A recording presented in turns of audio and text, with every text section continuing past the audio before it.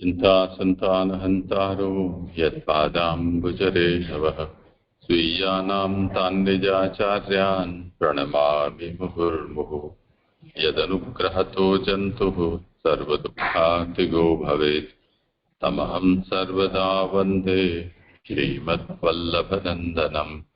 अज्ञानतिमिरान्धस्य ज्ञानाञ्जनशलाकया चक्षुरुन्मीलितं येन तस्मै श्रीगुरवे नमः।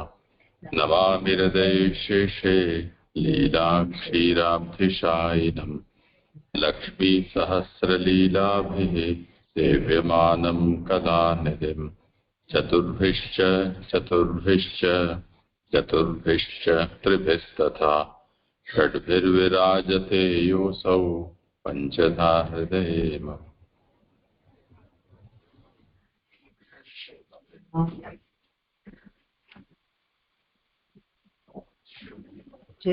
દંડવત પ્રણામ। આ નવો અધ્યાય ચાલુ થાય એની પહેલા મને આ 5મા અધ્યાયના પેલા પૂછવું છે પ્રશ્ન સ્તુતિ સંબંધી। લાસ્ટ ટાઈમ મારું એફસીસી માં ગડબડ હતી એટલે મારું પૂરું નહોતું થયું। એ હું નથી પૂછતી હવે, પણ પૂછું છું એમ કે મેં તાદાત્મ્ય સાથે મેં વિચાર કર્યો કે આ તત્વ પણ ભગવદ રૂપ છે એટલે તાદાત્મ્ય છે એટલે તેઓ મહાત્મ્ય જ્ઞાન પૂર્વક સ્તુતિ કરે છે, તો આવો વિચાર તાદાત્મ્યના એંગલથી એ બરાબર છે એવું પૂછવું છે।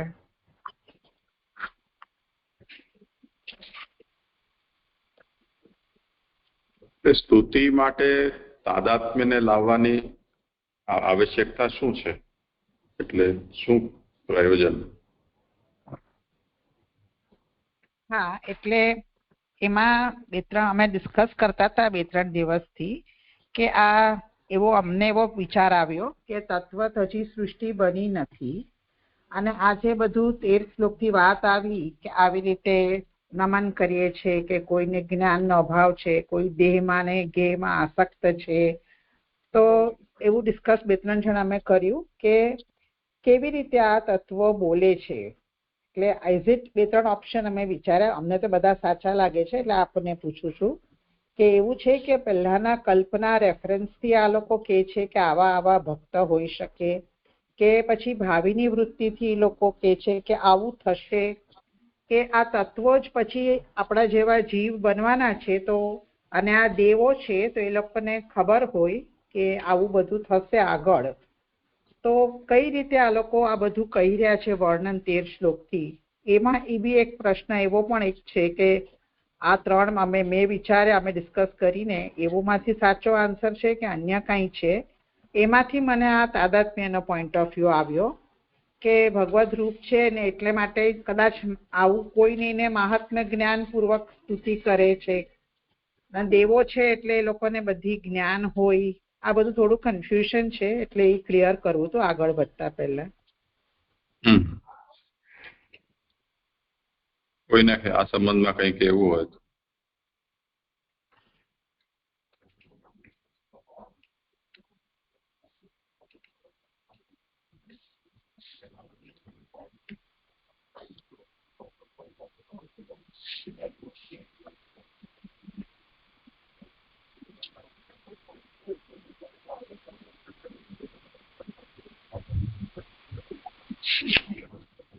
શીલાબેન ને કઈ કહેવાનું છે કે એમનો વારો છે?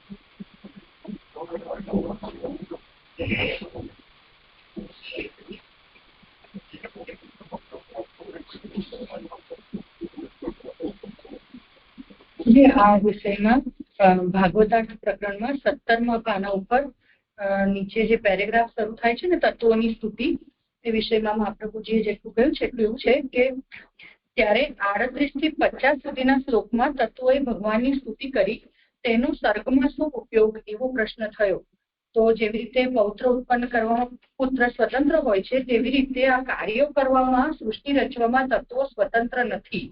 એ તત્વ એ કરેલી સ્તુતિથી જણાય છે. એટલે ભગવદ અધીન છે એ લોકો, એ કહ્યું. અને પછી સામાન્ય રીતે તત્વો જગત રચે એમ કહેવું એ આ પ્રસંગમાં ઉપયોગી છે, કારણ કે મહાભારત વગેરેમાં પણ તેટલું જ કહેલું છે.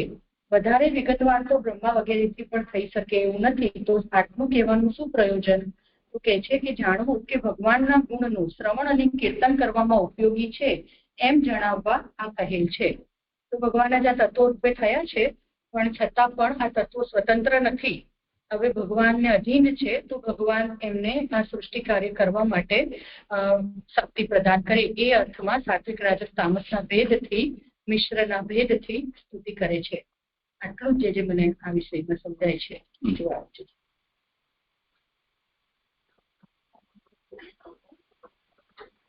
એ વાત બરાબર છે કે એ લોકો સમર્થ નથી ને એ બધું આપણે 37મા શ્લોકમાં જોયું.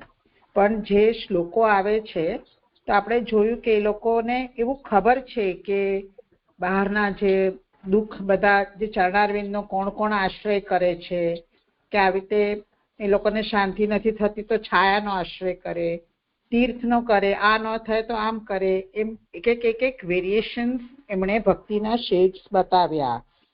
પ્રશ્ન એવી રીતે છે કે તત્વો તો હજી કાંઈ બન્યું નથી, એટલું ઇનિશિયલ લેવલ છે. તો આ બધું જ્ઞાન કેવી રીતે એમને થાય છે? જેમ 1-2-3 ઓપ્શન આપ્યા એવી રીતે કંઈક છે કે કંઈક હજી ખોટી સમજ છે? એટલે આ બધું કેવી રીતે શક્ય જ્યારે કાંઈ હજી બન્યું જ નથી? તો એવી રીતે આ બધું કન્ફ્યુઝન અમને થાય છે, એટલે આ પ્રશ્ન થાય છે. એટલે જે ભૂતોની ઉત્પત્તિ છે એ ભગવત ધર્મ રૂપ, હજુ તો તમે જે રીતે કહી રહ્યા છો ને, એ કદાચ 6થા અધ્યાયની શરૂઆતમાં પણ આ જ વિષય આવે છે કે ભગવાનની સૃષ્ટિમાં ભૂતોની ઉત્પત્તિ કહી, એ 5મા અધ્યાયમાં કહી. અને હવે 6થા અધ્યાયમાં જે આવશે તે, એમાં ભગવાનની સૃષ્ટિમાં પુરુષોત્તમજીની ફૂટનોટ એવી છે કે વેદમાં કહેલી ભૂતોની ભગવાનના ધર્મરૂપ તરીકેની ઉત્પત્તિ ભગવાને રચેલી સૃષ્ટિમાં ગયા અધ્યાયમાં કહી. ભગવત ધર્મરૂપ કહી રહ્યા છે આ તત્વોને. તે વિષયમાં એમનું આધિદૈવિક રૂપમાં એનું નિરૂપણ થઈ રહ્યું છે. તો એમને પોતાના સંબંધી, ભગવત સંબંધી સ્વરૂપનું જ્ઞાન છે એ એવી રીતે આ કહી રહ્યા હોય એટલું જણાય છે. સામાન્ય સમજ, જે તમે ચર્ચાની વાત કરીને એ અંતર્ગત આટલું કહી દઈ છું. એમાં આપણે તત્વોની ઉત્પત્તિમાં પ્રોબ્લેમ નથી. આ સ્તુતિના અંતર્ગત જે લોકો નિરૂપણ કરે છે એ કેવી રીતે એમને આટલું જ્ઞાન છે એ સંબંધી પ્રશ્ન છે. ઉત્પત્તિ તો હું સમજાયું, આપણે બધું એક સ્ટેજીસ છે આવ્યા, કાલ, મહત્તત્વ ને એ બધું, એમાં શંકા નથી. સ્તુતિ અંતર્ગત જ સ્પેસિફિકલી છે. આપણે પણ જોયું હતું ને કે એ બધા અધિદેવ છે. તો તત્વ ખરેખર આ જડ તત્વો છે એવા તત્વો નથી. આ બધા તત્વોની અધિદૈવ રૂપતા આપણે જોઈ હતી આગળ, અને એટલે જ એ લોકો સ્તુતિ કરી રહ્યા છે એવી રીતે પ્રકાર જોયો. એમાં પણ જ્યાં શરૂઆત કરીને ત્યાં કારિકા આવી છે ને, 12 અને 13 કારિકા, એમાં એવો જ તમે જેવો પ્રશ્ન કરો છો ને એવો પ્રશ્ન ત્યાં પણ કરેલો છે કે તત્વોને સૃષ્ટિ રચવાનું સામર્થ્ય જોઈએ છે, તેમાં ભક્તિ વગેરેનું નિરૂપણ શા માટે કરે છે? તો આ સ્ટેપ બાય સ્ટેપ તમે જે કહો છો કે આવી રીતે આ કરે તો આવા ભક્તો હોય તો આવું કરે, આવા ભક્તો હોય તો ભગવાનના ચરણનો આશ્રય લે, નહીં તો પછી જ્ઞાની છે તો છાયાનો આશ્રય લે. એમ જ્ઞાની અને ભક્તોનો ભેદ પણ બતાવે છે. તો બધી રીતે ભક્તિનો જે ઉત્કર્ષ છે એ, અને એ મોક્ષ પ્રાપ્ત કરાવનારું સ્વરૂપ. તો મોક્ષ પ્રાપ્ત કરાવનારું સ્વરૂપ એટલે એમાં બધું જ આવી જશે, ભક્તિ પણ અને બીજા બધા જે સાધનો છે, શાસ્ત્રના સાધનો કે જેનાથી મોક્ષની પ્રાપ્તિ થાય છે, એ સ્વરૂપ બધું જે નિર્ણય કરેલો છે એ તત્વોએ જ એનો નિર્ણય કર્યો છે.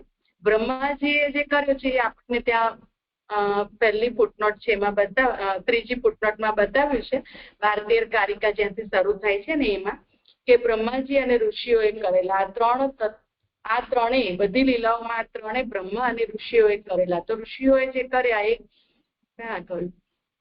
અને બ્રહ્માજીએ ઋષિઓએ યજ્ઞનો નિર્ણય કરેલો છે, બ્રહ્માજીએ જ્ઞાનનો નિર્ણય કરેલો છે, અને તત્વોએ ભક્તિનો નિર્ણય કરેલો છે. એમ આપણને ત્યાં કારિકામાં બતાવ્યું એટલે તમે જે કહો છો ને એ સ્વરૂપ આખું ભક્તિનું ને મોક્ષ પ્રાપ્ત કરાવનારું સ્વરૂપ એ તત્વને ધ્યાન છે, એમને જ્ઞાન છે એવું, એટલે આ રીતે નિરૂપણ કરી રહ્યા છે એવું અહીંયાથી મને સમજાય છે. વિશેષ કઈ કશું જે કરશે.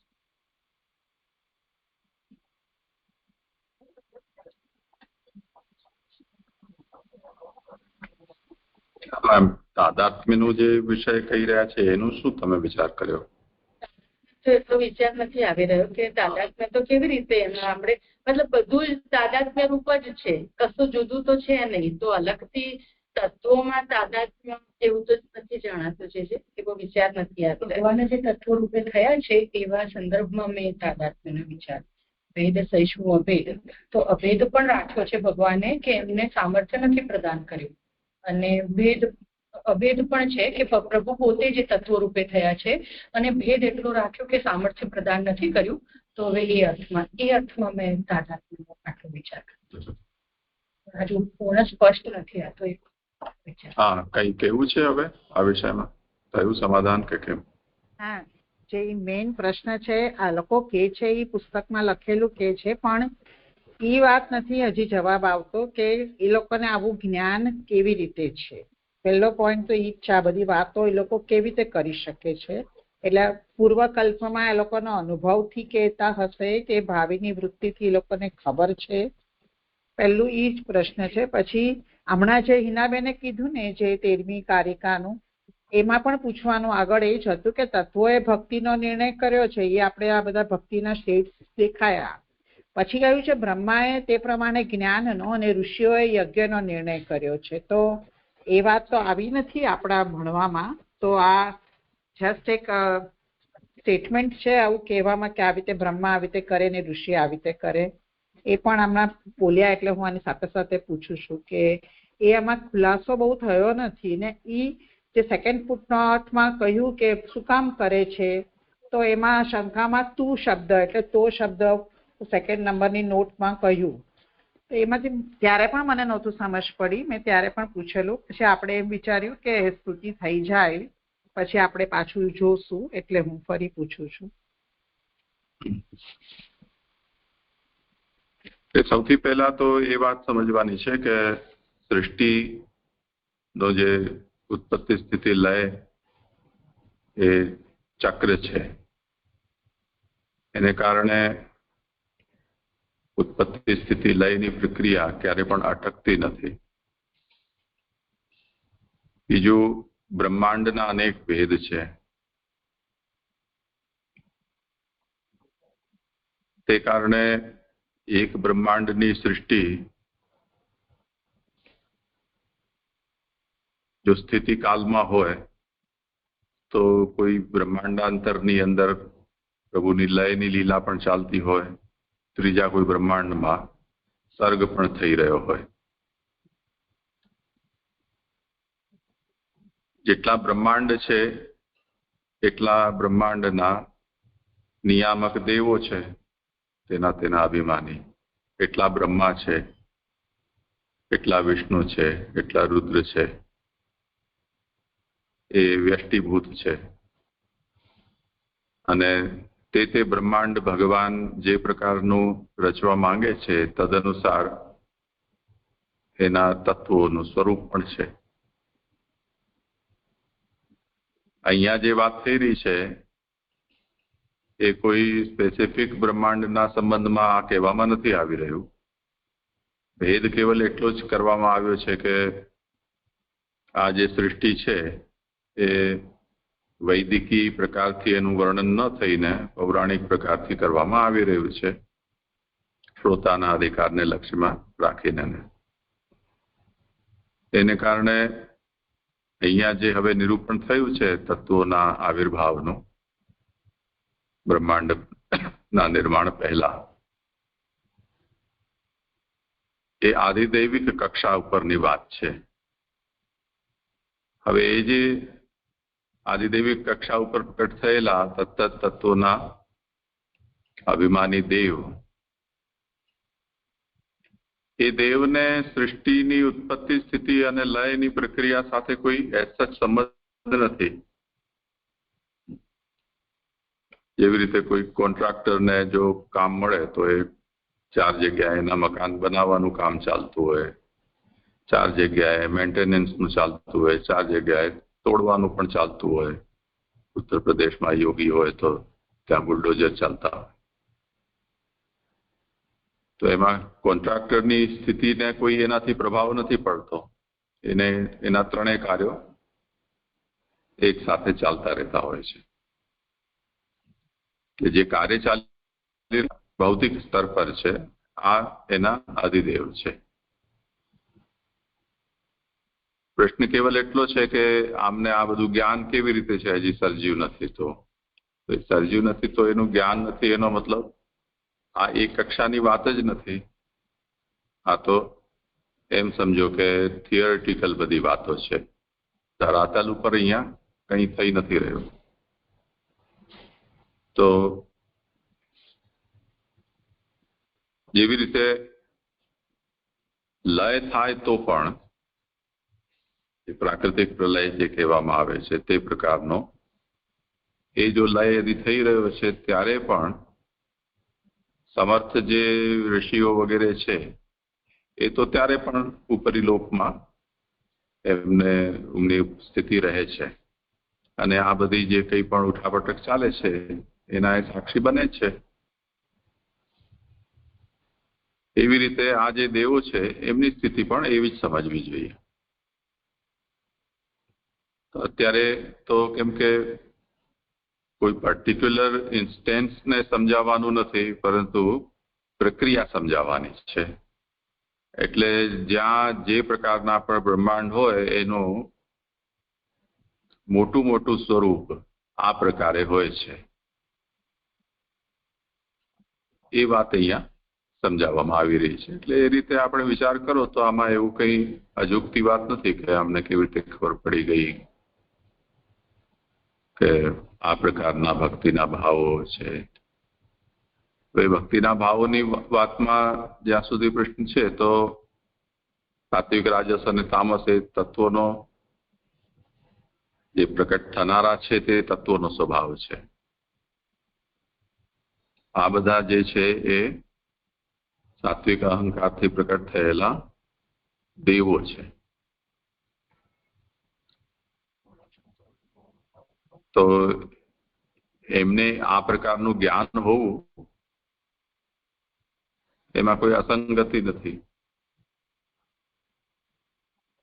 રહી વાત એ કે ભક્તિના ભેદ જે બતાવવામાં આવ્યા છે તો એનો તો આચાર્ય ચરણોએ અહીંયા એની સંગતિ તે રીતે બતાવી છે સંખ્યાની દૃષ્ટિથી.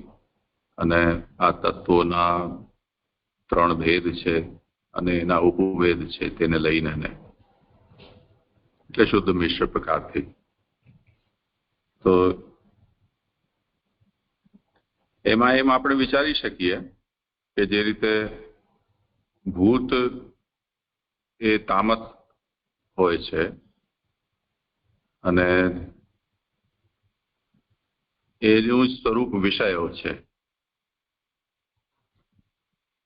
એટલે માત્રાઓ છે એ એનું આધ્યાત્મિક સ્વરૂપ છે અને ભૂત છે એ આદિભૌતિક છે. ઇન્દ્રિયોના ભોગ્ય એ વિષયો બને છે, પરંતુ એ જે વિષયો છે એનો આપણને જે ભોગતાને પ્રતીતિ થાય છે એ મહાભૂતોના સ્વરૂપમાં જ થાય છે.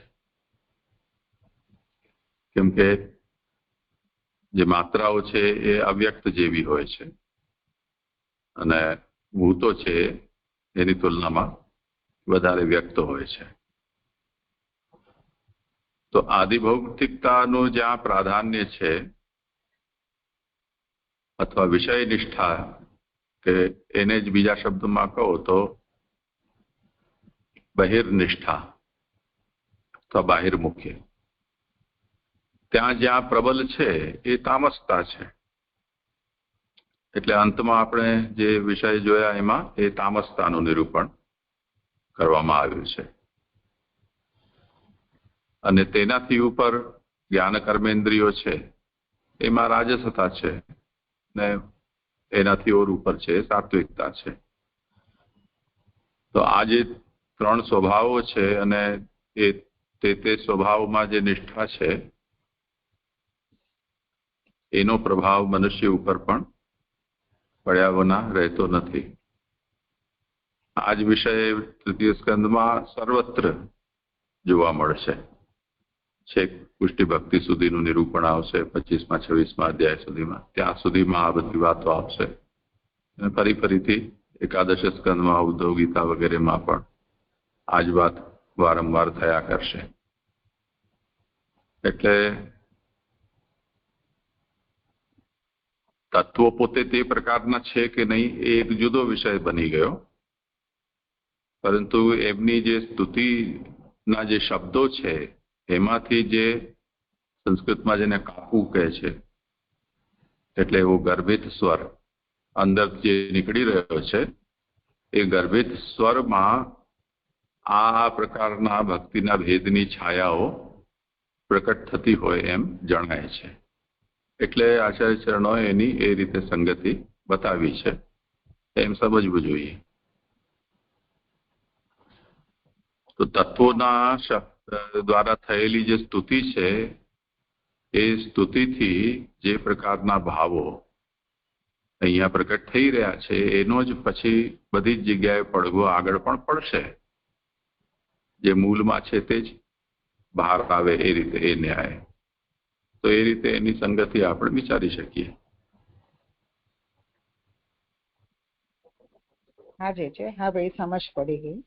અને આ જે પેજ 194 પર લખ્યું છે ને, તત્વોએ ભક્તિનો નિર્ણય કર્યો છે, બ્રહ્માએ જ્ઞાનનો ને ઋષિઓએ યજ્ઞનો, તો આ એક જનરલ સ્ટેટમેન્ટ જ સમજવું ને. ઓકે. અને 38મો શ્લોક થયો ને એની પહેલી લાઈનમાં ઉત્થાનિકામાં આવેલ કે ભગવાન પ્રત્યક્ષ હોય ત્યારે આ રીતને નિરૂપણ કરે છે. ત્યારે આપણે ચર્ચા થઈ હતી કે આપણે ભગવાન સર્વત્ર છે એ રીતે એ લોકો સ્તુતિ કરે છે કે એકચ્યુઅલમાં સામે સ્વરૂપ હતું. અને આપણે ત્યારે એવું જ કહ્યું હતું કે આપણે આગળ જોઈને પછી વિચારીએ, પણ સાક્ષાત તો પ્રભુનું દેખાયા નથી આપણને આ સ્તુતિમાં. તો હવે એવું જ સમજવું ને કે બધે જ ભગવાન છે એમ એ લોકો એ ફિલિંગથી લોકો સ્તુતિ હાથ જોડીને કરે છે, એવું જ ને. હા જી. હા તો હવે આગળના અધ્યાયમાં વિષય આવી જ રહ્યો છે. ઓકે. હા જે છે અમારું થઈ ગયું દંડવત પ્રણામ. હા કરો આગળ.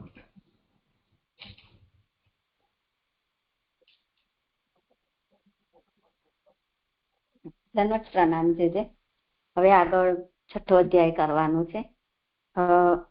ભાગવત શાસ્ત્રનો અર્થ છે આનંદમય હરિની આનંદમય લીલા. એમાં આપણે તૃતીય સ્કંદ સર્ગ લીલા જોઈ રહ્યા છે. એ સ્કંદમાં 33 અધ્યાયો છે. બંધ સૃષ્ટિના અધ્યાય 1 થી 19 અને મુક્ત સૃષ્ટિના અધ્યાય 20 થી 33. એમાં અધિકાર પ્રકરણના અધ્યાય 1 થી 4 આપણે જોયા. અને હવે બંધ સૃષ્ટિના અંતર્ગત જે ગુણાતીત સૃષ્ટિ પ્રકરણમાં અધ્યાય 5 અને 6 છે, એમાં અનુક્રમ મનિકામાં 5મા અધ્યાયનો વિષય એ રીતે આવ્યો કે બ્રહ્માંડના કારણ રૂપે મહદાદિ તત્વોની ઉત્પત્તિ અને સ્તુતિનું નિરૂપણ થયું. અને હવે 6થા અધ્યાયમાં તત્વોના કાર્ય રૂપે બ્રહ્માંડ શરીરની ઉત્પત્તિ અને વર્ણિયોના કર્મનું નિરૂપણ. હવે હું પારાયણ કરું છું. શ્લોક 1 અને 2. એ પ્રમાણે ભેગી થયા વિના રહેલી અને જેમનામાં લોકના સમૂહ જળ થઈ રહેલા, તેવી તે પોતાની શક્તિઓની સ્થિતિ જોઈને તે મોટા પગલા ભરનાર ઈશ્વરે પછી કાલ નામની દૈવી શક્તિને ધારણ કરતા 23 તત્વોના સમૂહમાં એક સાથે પ્રવેશ કર્યો. શ્લોક 3. જળ થયેલા કર્મને જાગ્રત કરતા તે સમૂહમાં પાછળથી ચેષ્ટારૂપથી પ્રવેશ કરેલા તે ભગવાને જુદા રહેલા તે તત્વોના સમૂહને એકઠો કર્યો. દૈવે જેના કર્મને જાગ્રત કરેલ છે તેવા પ્રેરણા કરાયેલ 23ના સમૂહે પોતાના અંશોથી બ્રહ્માંડ ઉત્પન્ન કર્યું. ભગવાને પોતાની અંદર પ્રવેશ કરતા વિશ્વ રચનારો સમૂહ એકબીજા સાથે ભળીને અંશથી ખળભળ્યો. તેમાં સ્થાવર જંગમ લોકો રહેલા છે. તે સુવર્ણમય પુરુષે અથવા જીવ સહિત સુવર્ણમય પુરુષે સર્વ તત્વોના સંબંધમાં રહી 1000 વર્ષ સુધી બ્રહ્માંડના કોષમાં જલમાં વાસ કર્યો. શ્લોક 7.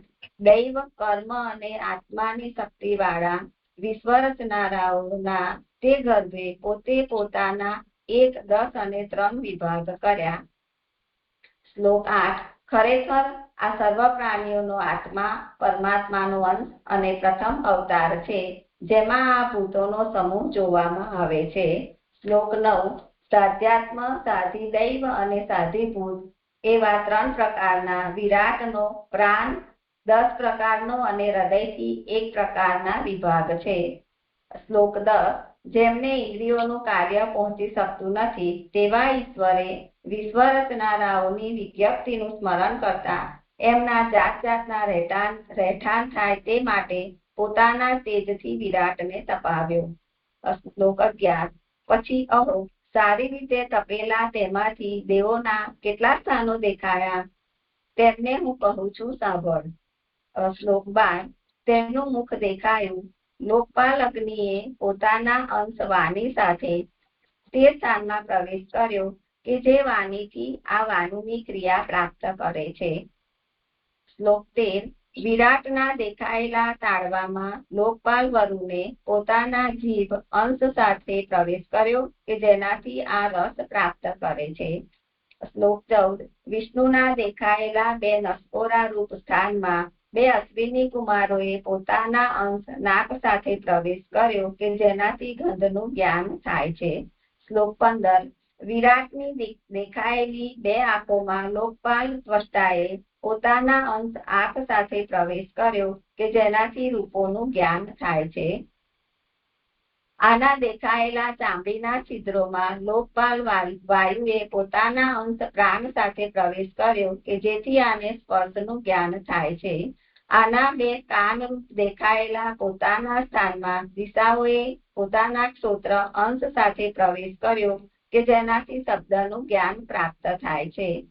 આની દેખાયેલી ત્વચારૂપ સ્થાનમાં ઔષધિઓએ પોતાના અંશ રૂવાડાઓ સાથે પ્રવેશ કર્યો કે જેમનાથી આને જળ પ્રાપ્ત થાય છે. તેના દેખાયેલા લિંગરૂપ પોતાના સ્થાનમાં પ્રજાપતિએ પોતાના વીર્ય અંશ સાથે પ્રવેશ કર્યો કે જેનાથી આને આનંદ પ્રાપ્ત થાય છે. પુરુષની ગુદ્દા દેખાઈ, તેમાં લોકના ઈષ્ટમિત્રે પોતાના અંશ પાયુ સાથે પ્રવેશ કર્યો કે જેનાથી વિસર્ગ કરે છે. આના દેખાયેલા 2 હાથમાં સ્વરપતિ ઇન્દ્રે પોતાના અંશ વાર્તા સાથે પ્રવેશ કર્યો કે જેનાથી પુરુષ વૃત્તિ પ્રાપ્ત કરે છે. આના દેખાયેલા 2 પગમાં લોકના ઈશ વિષ્ણુએ પોતાના અંશ ગતિ સાથે પ્રવેશ કર્યો કે જેનાથી પુરુષ જવાના સ્થળે પહોંચે છે.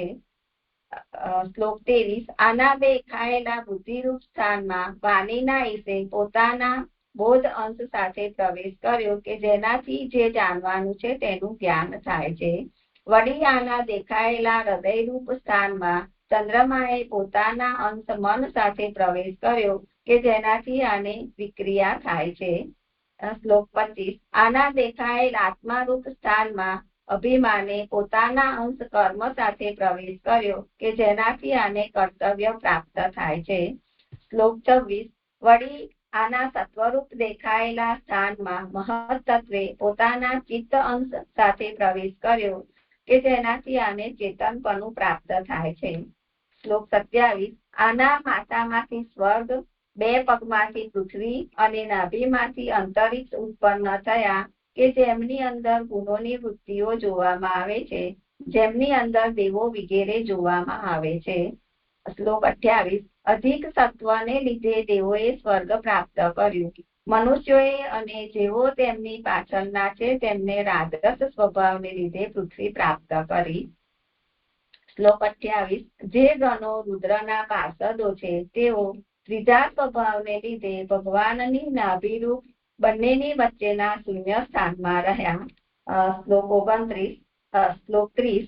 હે ઉત્તમ કૌરવ, પુરુષના મુખમાંથી બ્રહ્મ નીકળ્યું. પાછો બ્રહ્મ તરફ દ્રષ્ટિ રાખનાર હોવાથી જે વર્ણોમાં મુખ્ય બ્રાહ્મણ થયો તે ગુરુ થયો. શ્લોક 31. 2 બાહુઓમાંથી ક્ષત્ર નીકળ્યું અને તેને અનુસરનારો ક્ષત્રિય નીકળ્યો. જે પૌરુષ હોય વર્ણોનું કાંટાના ભયથી રક્ષણ કરે છે. શ્લોક 32. તે સમર્થના 2 સાથળોમાંથી વિસો નીકળી તે લોકોની આજીવિકા કરનારી છે તેમાંથી વૈશ્ય નીકળ્યો કે જે મનુષ્યોની આજીવિકા સારી રીતે ચલાવે છે. શ્લોક 33. ભગવાનના 2 ચરણોમાંથી ધર્મ થાય તે માટે શુશ્રૂષા ઉત્પન્ન થઈ. તેમાં પહેલા શૂદ્ર ઉત્પન્ન થયો કે જેની વૃત્તિથી હરિ પ્રસન્ન થાય છે. શ્લોક 34. આ વર્ણો અંતઃકરણની શુદ્ધિ માટે પોતાના ગુરુ હરિનું પોતાના ધર્મ વડે શ્રદ્ધાથી પૂજન કરે છે, કારણ કે ધંધાઓ સાથે ઉત્પન્ન થયેલા છે. શ્લોક 35. હે સંયમી, દૈવ, કર્મ અને સ્વભાવરૂપ ભગવાનના યોગ માયાના બલના ઉદયવાળા આ ચરિત્રનો આરંભ કરવાની શ્રદ્ધા કોણ કરે? શ્લોક 36. હે ભાઈ, બીજાના વર્ણનથી દુષ્ટ થયેલી પોતાની વાણીને પવિત્ર કરવા હજી પણ હું મારી મતિ પ્રમાણે મેં સાંભળ્યું છે તેવું હરિની કીર્તિના ગાન કરું છું. શ્લોક 37. ઉત્તમ કીર્તિ જેમના મુકુટમાં છે તેમના ગુણોનું ગાન ખરેખર પુરુષોનો અને વાણીનો સંપૂર્ણ લાભ કહેલો છે, અને વિદ્વાનોએ આરંભ કરેલી કથારૂપ સુધામાં નજીકથી સારી રીતે ઘણો ઉપયોગ કાનનો અને પુરુષોનો સંપૂર્ણ લાભ કહેલો છે. શ્લોક 38. હે વત્સ, આત્માનો મહિમા 1000 વર્ષના અંતે યોગથી પરિપક્વ થયેલી બુદ્ધિથી આદિ કવિએ જાણ્યો છે. શ્લોક 39. તેથી ભગવાનની માયા માયાવાળાઓને પણ મોહ કરનારી છે, કારણ કે આત્મા પોતે પણ પોતાના માર્ગ જાણતા નથી તો બીજાઓ તો ક્યાંથી જાણે? શ્લોક 40. જેમને પ્રાપ્ત કર્યા વિના મન સાથે વાણીઓ, અહંકાર અને બીજા દેવો પાછ્યા ફરેલા છે તે ભગવાનને નમસ્કાર હો. ઇતિ શ્રી લક્ષ્મણ ભટ્ટના પુત્ર શ્રી મદવલ્લભ દીક્ષિતે રચેલી શ્રીમદ ભાગવતની શ્રી સુબોધિનીમાં 3જા સ્કંદના 6ઠા અધ્યાયનું વિવરણ સમાપ્ત થયું. હવે હું ભાગવતાર્થ પ્રકરણમાં લઉં છું. ભાગવતાર્થ પ્રકરણમાં 14 નંબરના પાન ઉપર છે કે ગુણાતીત સૃષ્ટિ પ્રકરણ તથા અધ્યાય 5 અને 6 નો અર્થ. એ પ્રમાણે 4 અધ્યાયોથી અધિકાર દર્શાવી, એટલે જે આગળ આપણે 4 અધ્યાય વિદુરજીના અધિકારના જોયા એમાં શ્રોતા વિદુર પ્રાપ્ત થતા હવે મુખ્ય ગુણાતીત સૃષ્ટિનું 5મા તથા 6ઠા એ 2 અધ્યાયોથી નિરૂપણ કરે છે. 5મા અધ્યાયમાં તત્વોની ઉત્પત્તિ કહે છે, જે આપણે નિરૂપણ જોયું, અને 6ઠા અધ્યાયમાં કાર્યની એટલે કે પુરુષના શરીરની ઉત્પત્તિ કહે છે. આ તત્વો અને પુરુષના શરીરમાંથી પછી જગતની ઉત્પત્તિ થતી હોવાથી આ 2 જગતના કારણ તરીકે જ જણાવેલા છે. એટલે તત્વો અને પુરુષના શરીર એ 2 માંથી જગતની ઉત્પત્તિ થતી હોવાથી એ 2 ને જગતના કારણ તરીકે જણાવેલા છે. તે પૈકી તત્વો જગતના કારણ છે. તત્વોથી જગત ઉત્પન્ન થાય છે તેમાં કાંઈ સંદેહ નથી. સમષ્ટિ એટલે કે જીવ માત્રના સ્થાનરૂપ પુરુષનું શરીર એ પણ જગતનું કારણ છે, કારણ કે વર્ણોના કર્મો તેમાંથી ઉત્પન્ન થાય છે. અધ્યાય 6માં 30 થી 34માં એમના આપણે નિરૂપણ જોયું એ પારાયણમાં. અને હવે 18 નંબરના પેજ ઉપર અધ્યાય 6નું ભાગવતાર્થ પ્રકરણ છે કે પુરુષમાંથી સર્વ અવતારો થયેલા છે. સર્વ અવતારોનું મૂળ પુરુષ છે. તેથી પુરુષનું 6ઠા અધ્યાયમાં નિરૂપણ કર્યું. એટલે જે 6ઠા અધ્યાયમાં નિરૂપણ આવી રહ્યું છે બ્રહ્માંડ શરીર પુરુષનું, એને કહી રહ્યા છે. તેથી જ ભગવાનના સર્વ અવતારોએ કરેલા કર્મોની કથા કહેવાય. એવી રીતે 5મા અને 6ઠા એ 2 અધ્યાયોથી ગુણાતીત ભગવાને કરેલી સૃષ્ટિ લીલા કહી. હવે પુરુષોત્તમ સહસ્ત્રના નામ આ અધ્યાયમાં આવી રહ્યા છે. એ લઉં છું કે 126મું નામ છે કે આકાશ આત્મા. એનો એક અર્થ છે કે આકાશ જેમનો આત્મા એટલે કે દેહ છે એવા, અને બીજો અર્થ છે કે આ ચારે તરફ પ્રકાશ એટલે કે તેજ વડે પ્રકાશમાન સ્વરૂપ વાળા. પછી 127મું નામ છે ચતુર્મૂર્તિહીન. એમાં એક અર્થ છે કે વાસુદેવ આદિ ચતુર્મૂર્તિ રૂપ, અને બીજો અર્થ છે કે બ્રાહ્મણ આદિ 4 મૂર્તિ સ્વરૂપ વાળા. અને 128મું નામ છે કે ચતુર્ધા.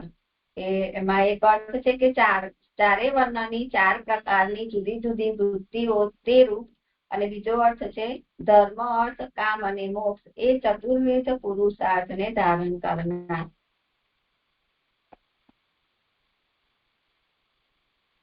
હવે સુબોધિનીજીમાં 211 પેજ ઉપર અધ્યાય 6 એની કારિકા છે એક કે એવં ભગવતઃ સૃષ્ટૌ ભૂત ઉત્પત્તિ નિરૂપિતા કાલ ઉત્પત્ત્યર્થ મધુના બ્રહ્માંડ ઉત્પત્તિ ઉચ્યતે. એવી રીતે ભગવાનની સૃષ્ટિમાં ભૂતોની ઉત્પત્તિ કહી. હવે કાલની ઉત્પત્તિ માટે બ્રહ્માંડની ઉત્પત્તિ કહેવામાં આવે છે. એમાં 1 નંબરની ફૂટનોટ છે કે એવી રીતે ભગવાનની સૃષ્ટિમાં. તો એમાં 1 નંબરની ફૂટનોટ છે કે વેદમાં કહેલી ભૂતોની ભગવાનના ધર્મરૂપ તરીકેની ઉત્પત્તિ ભગવાને રચેલી સૃષ્ટિમાં કયા અધ્યાયમાં કહી. એટલે જે વેદમાં કહેલી ભગવદ સૃષ્ટિમાં ભગવાનના ધર્મરૂપ ભૂતોની ઉત્પત્તિ એ વિષય આપણે ગયા અધ્યાયમાં જોયો. અને એમાં 2 નંબરની ફૂટનોટ છે કે હવે કાલની ઉત્પત્તિ માટે બ્રહ્માંડની ઉત્પત્તિ કહેવામાં આવે છે. એમાં 2 નંબરની ફૂટનોટ છે કે હવે આ અધ્યાયમાં ભોગ કરવા યોગ્ય તન્માત્રાઓ જણાવવાની છે. તેથી ભોગ પ્રાપ્ત કરાવનાર ભગવાનની ચેષ્ટારૂપ કાલની ઉત્પત્તિ થાય તે માટે તેના આધારરૂપ બ્રહ્માંડની ઉત્પત્તિ કહેવામાં આવે છે. એટલે કે અહીંયા હવે જે ભોગ કરવા યોગ્ય તન્માત્રાઓ જણાવવાની છે અને ભોગ પ્રાપ્ત કરાવનાર જે ચેષ્ટારૂપ કાલની ઉત્પત્તિ થાય તેના માટે કાલના આધારરૂપ બ્રહ્માંડની ઉત્પત્તિ આ અધ્યાયમાં કહી રહ્યા છે. હવે કારિકા 2 સ્વશક્તિ દાન ભોગવ તુ વિષયત્વાસમ ઉચ્યતે વિષય અનંત્ય સિદ્ધૈ હિ મહાત્મૈ વિનિરૂપ્યતે. પોતાની શક્તિનું દાન અને ભોગ તો ભોગના વિષય પ્રાપ્ત થાય તે માટે કહેવામાં આવે છે. એટલે અહીંયા 3 નંબરની ફૂટનોટ છે અને અહીંયા એવું કહી રહ્યા છે કે ભોગના વિષય પ્રાપ્ત થાય તે માટે પોતાની શક્તિનું દાન અને ભોગ કહેવામાં આવે છે. એમાં 3 નંબરની ફૂટનોટ છે કે તત્વો ભોગ કરવા યોગ્ય હોવાથી ભગવાન તેમનો ભોગ કરે છે એમ જ કહેવું જોઈએ. છતાં તેમને ભગવાન શક્તિનું દાન કરે છે અને તેઓ ભોગ કરે છે એમ શા માટે કહેલું છે. એટલે અહીંયા હવે શંકા થઈ રહી છે કે તત્વો છે એ ભોગ્ય છે અને ભગવાન તત્વોનો ભોગ કરે છે. તો એવું ન કહીને ભગવાન તેમને શક્તિનું દાન કરે છે અને તેમનો ભોગ કરે છે. તો એવું શા માટે કહેલું છે એવી શંકા થાય. તેથી કહે છે કે બ્રહ્માંડની ઉત્પત્તિ કહેવામાં આવે છે તે આ તત્વો ભગવાનના ભોગ કરવાના વિષયો છે એમ જણાવવા કહેશે. એટલે જે બ્રહ્માંડની ઉત્પત્તિ કહેવામાં આવી રહી છે અને આ તત્વો છે એ ભગવાનના ભોગ કરવાના વિષયો છે એવું જણાવવા માટે બ્રહ્માંડની ઉત્પત્તિ કહેવામાં આવી રહી છે. અને આ તત્વો બ્રહ્માંડના અવયવો છે અને અવયવો દ્વારા અવયવીનો ભોગ થાય. એટલે કે આ અવયવો દ્વારા છે ભગવાન ભોગ કરે છે અને તેઓમાં શક્તિ ન હોય તો ન થાય. એટલે કે તત્વોમાં શક્તિ ન હોય તો ભોગ ન થાય. તેથી તેમને શક્તિ આપવાનું અને તેમનો ભોગ કહેલા છે. એટલે ભગવાન છે એમને શક્તિનું દાન કરે છે અને એમના ભોગ કહેલા છે. હવે કારિકા 2માં આગળનો વિષય છે કે અનંત વિષયો સિદ્ધ થાય તે માટે મહાત્મ્ય કહેવામાં આવે છે. એમાં 4 નંબરની ફૂટનોટ છે કે તત્વોને લોકપાલ કહેવામાં આવે છે તે તેમનું મહાત્મ્ય તેઓ ભોગના વિષય છે એમ જણાવવા કહેલ છે. એટલે તત્વો છે એ ભોગના વિષય છે અને એ તત્વોને લોકપાલ કહેવામાં આવી રહ્યા છે એમનું મહાત્મ્ય કે તેઓ ભોગના વિષય છે એમ જણાવવા માટે જ કહે છે. હવે કારિકા 3 નંબરની એવં ભગવતો માત્રાહ ચતુર્ધા વિનિરૂપિતાઃ સ્પર્શો ભગવતો નાસ્તિ તદ્ભાવાત દેહવદ ભુજિ. એ રીતે ભગવાનની તન્માત્રાઓનું 4 પ્રકારે નિરૂપણ કર્યું. એમાં 5 નંબરની ફૂટનોટ છે કે બ્રહ્માંડ તો શરીર હોય ભોગ કરવાનું સ્થાન છે અને તેમાં આ તત્વોએ પ્રવેશ કરેલો છે. તેઓ તન્માત્રા રૂપ થાય ત્યારે ભોગ્ય થાય તે કેવા પ્રકારે થાય છે. એટલે અહીંયા એ રીતે સમજાવી રહ્યા છે કે બ્રહ્માંડ એ શરીર છે અને ભોગ કરવાનું સ્થાન છે અને એ બ્રહ્માંડ શરીરની અંદર તત્વોએ પ્રવેશ કરેલો છે અને તત્વો છે એ તન્માત્રા રૂપ થાય જ્યારે એ ભોગ્ય થાય છે. તો એ તન્માત્રા રૂપ થાય છે તે કેવા પ્રકારે થાય છે એ જાણવાની ઈચ્છા થાય. તેથી આ કહેલ છે કે જે 1 અને 2 નંબરની આ કારિકામાં આપણને કહ્યું કે બ્રહ્માંડની ઉત્પત્તિ, બીજું શક્તિનું દાન, ત્રીજું ભોગ અને મહાત્મય, એવા 4 પ્રકારે તેઓ એટલે કે તત્વો તન્માત્રા થવાનું કહેલ છે. બ્રહ્માંડમાં પૃથ્વી મુખ્ય હોવાથી ગંધ તન્માત્રા છે એટલે જે પહેલું બ્રહ્માંડની ઉત્પત્તિ કહી તો બ્રહ્માંડમાં પૃથ્વી મુખ્ય હોવાથી ગંધ તન્માત્રા છે. એટલે આ એ તન્માત્રા રૂપ કેવા પ્રકારે થાય છે એને સમજાવી રહ્યા છે. પછી બીજું શક્તિનું દાન જે કહ્યું તો એમાં કહી રહ્યા છે 5 નંબરમાં કે શક્તિદાન થતા એકબીજા ભેગા થતા રસ મુખ્ય થાય છે એટલે કે રસ તન્માત્રા છે. એટલે તત્વોને ભગવાન શક્તિનું દાન કરે છે અને તેઓ એકબીજાને પરસ્પર ભેગા થતા રસ મુખ્ય થાય છે એટલે કે રસ તન્માત્રા છે. ભોગ કરતા એટલે 3 નંબરમાં જે ભોગ કહ્યું તો ભોગ કરતા રૂપથી પ્રવેશ થતો હોવાથી રૂપ તન્માત્રા છે. એટલે આંખ દ્વારા રૂપનું આકર્ષણ થવાથી એ આંખ દ્વારા પ્રવેશ થાય છે. એટલે અહીંયા કહી રહ્યા છે કે ભોગ રૂપથી પ્રવેશ થતો હોવાથી રૂપ તન્માત્રા છે. અને 4 નંબરમાં જે મહાત્મય કહ્યું તો એનાથી સમજાવી રહ્યા છે કે મહાત્મયમાં શબ્દ મુખ્ય હોવાથી એટલે કોઈ પણ મહાત્મય કહે તો એમાં શબ્દ મુખ્ય હોવાથી શબ્દ તન્માત્રા છે એ પ્રમાણે તેઓ એટલે કે તત્વો છે એ ભોગ્ય થાય છે. હવે એમાં આગળનો વિષય છે કારિકા 3માં કે ભગવાનને સ્પર્શ હોતો નથી. એમાં 6 નંબરની ફૂટનોટ છે કે સ્પર્શ તન્માત્રા કેમ ન કહી એવી શંકા થાય. એટલે 4 તન્માત્રા કહી ગંધ, રસ, ઉપરની કારિકામાં આપણને કે ગંધ, રસ, રૂપ અને શબ્દ એ 4 તન્માત્રાઓ કહી તો સ્વાભાવિક પ્રશ્ન થાય કે સ્પર્શ તન્માત્રા કેમ ન કહી એવી શંકા થાય. તેથી આ કહેલ છે કે ભગવાનને સ્પર્શ હોતો નથી. જે સ્પર્શથી થતા ભોગો છે તે દુઃખના કારણ જ છે એ વાક્ય પ્રમાણે સ્પર્શ દુઃખ કરાવનાર હોય અને ભગવાનને દુઃખ ન હોવાથી તેમને સ્પર્શ નથી હોતો. આ ગીતાજીનું 5મા અધ્યાયના 22મા શ્લોકનું વચન છે કે સ્પર્શથી જે કઈ ભોગો થાય છે એ દુઃખના કારણ જ છે. એટલે સ્પર્શ છે દુઃખ કરાવનાર હોય, ભગવાન તો આનંદમય છે તો ભગવાનને દુઃખ ન હોવાથી તેમને સ્પર્શ નથી હોતો. હવે કારિકામાં આગળનો વિષય છે કે તે બ્રહ્માંડમાં સર્વત્ર હોવાથી તેમના દેહની પેઠે તેમનો ભોગ થાય છે. એમાં 7 નંબરની ફૂટનોટ છે કે સ્પર્શ ગાઢ સંબંધ કરાવનારો છે એમ બીજા સ્કંદમાં કહેલ હોવાથી તેના વિના બીજા ભોગ કેમ થઈ શકે એવી શંકા થાય. એટલે અહીંયા જે કહ્યું કે સ્પર્શ તન્માત્રા નથી કહી તો એના માટે શંકા કરી રહ્યા છે કે સ્પર્શ છે ગાઢ સંબંધ કરાવનારો છે એમ બીજા સ્કંદમાં કહેલ હોવાથી. તો બીજા સ્કંદમાં આપણે 10મા અધ્યાયના 23મા શ્લોકમાં જે ત્વચા નીકળ્યાનું જણાવ્યું હતું એમાં જે કંઈ પણ ત્વચાની સાથેના સ્પર્શને કારણે જ જે લઘુપણું, ગુરુપણું, કઠણપણું, મૃદુપણું, શીતલપણું એ જે કંઈ બધું જણાઈ રહ્યું છે એ સ્પર્શના કારણે જણાઈ રહ્યું છે અને ત્યાં સ્પર્શનો ગાઢ સંબંધ જણાવેલો છે. એટલા માટે અહીં શંકા કરી રહ્યા છે કે સ્પર્શ એ ગાઢ સંબંધ કરાવનારો છે તો એના વિના બીજા ભોગ કેમ થઈ શકે એવી શંકા થાય. તેથી આ કહે છે કે ભગવાન બ્રહ્માંડમાં સર્વત્ર છે. તેથી જેમ ભગવાનનો દેહ સર્વત્ર છે તેમ તેમનો ભોગ પણ સર્વત્ર સિદ્ધ થાય જ છે. તેથી તેમને ભોગ કરવા ગાઢ સંબંધની જરૂર નથી એવો અર્થ છે. અને આપણે શાસ્ત્રાર્થમાં પણ સર્વતઃ પાણીપાદાંતમ સર્વતોક્ષી શિરોમુખમ એનાથી પણ જાણી શકાય છે કે ભગવાન છે એ બ્રહ્માંડમાં સર્વત્ર છે. એટલે એમનો દેહ સર્વત્ર છે એટલે ભોગ પણ સર્વત્ર સિદ્ધ થાય જ છે. તેથી ભગવાનને ગાઢ સંબંધની જરૂર નથી એવો અર્થ છે. જે અહીંયા કારિકાઓ પૂર્ણ થઈ. કોઈને પ્રશ્ન હોય તો પછી આગળ શ્લોક લો.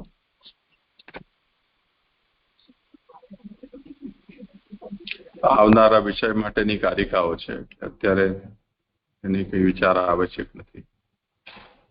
હા, આજે છે તો લઉં છું આગળ.